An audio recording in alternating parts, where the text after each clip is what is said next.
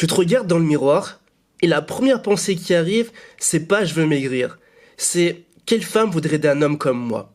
Cet homme, il n'a pas un problème de poids, il a un problème de regard sur lui-même. Et ces choses-là, on les confond tout le temps. Parce que le vrai sujet n'est pas ton ventre. Le vrai sujet, c'est ce que tu crois que ton ventre dit de toi. Depuis combien de temps tu te regardes dans le miroir en cherchant tes défauts? Si en écoutant ces quelques mots, tu te dis « c'est exactement ce que je vis », c'est qu'une part de toi a accepté l'idée que ton corps te sabote. Que t'es pas assez pour plaire, que t'es pas assez pour oser. Ce que tu portes à ce moment-là, c'est pas du gras. C'est une mauvaise croyance. Et cette croyance, elle s'est installée si progressivement que tu l'as confondue avec la réalité. Faire tomber ce genre de croyance, ça demande autre chose qu'un régime. Tu repousses les mukabalas à cause de ton poids ou de ce que tu penses de toi. Et pour t'aider, je te partage les 3 piliers qui changeront ta perception de ta perte de gras dans un guide simple et détaillé. Le lien est en haut de cette vidéo et en description. Tu débutes chaque journée par la prière, un petit déjeuner au lance-pierre, puis tu cours travailler, tu rentres fatigué. Et quelque part, dans cette routine, il y a ce moment. Tu vois, ce moment d'impatience, mais en même temps, craintif. C'est le moment où chaque matin tu la croises sur le chemin du travail, au même endroit, à la même heure. Tu connais exactement l'angle de son arrivée, la distance, le moment exact où vos chemins vont se croiser. Et puis, ça arrive. Et puis, au moment où vos regards vont se croiser, tu te détournes. Toi en premier. Pas par indifférence, pas par manque de désir, mais par peur. La peur que ses yeux se tournent comme si tu n'existais pas. Et cette peur-là, tu peux pas te permettre de la vivre en face.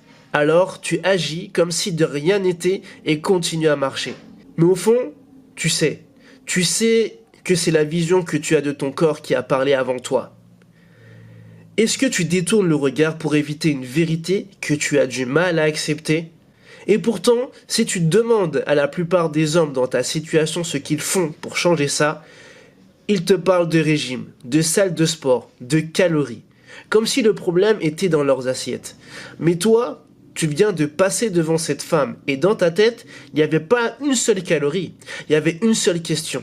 Est-ce que je vaux quelque chose à ses yeux? Et c'est là que tout le monde se trompe de combat. C'est-à-dire que ton corps se mettra à changer durablement quand tu auras changé ce qui se passe profondément dans ta tête. Alors que l'inverse t'amènera à faire constamment le yo-yo. Un homme qui se perçoit comme insuffisant va saboter chaque effort qu'il fait.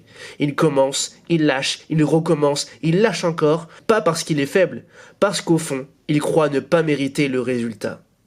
Et cette croyance, elle vient de loin. Elle s'est construite silence après silence, regard détourné après regard détourné. Le jour où tu comprends ça, tout change, parce que tu arrêtes de te battre contre ton corps et tu commences à travailler avec lui. Est-ce que tu travailles ton corps ou est-ce que tu te punis à travers lui? Le guide en description va beaucoup plus loin que tout ce que je t'ai partagé jusqu'à présent. Le lien est en haut et en dessous de cette vidéo. Il y a une confusion que beaucoup d'hommes font. Ils pensent que s'accepter, c'est se résigner. Que si tu te regardes avec bienveillance, tu vas rester comme tu es. Que la sévérité envers toi-même est ce qui te fait avancer. Mais regarde ce que cette vérité a produit jusqu'ici. Tu détournes le regard, tu repousses les mukabalas, tu fermes des onglets sur des sites de mariage halal, tu laisses passer des opportunités que d'autres hommes saisiraient.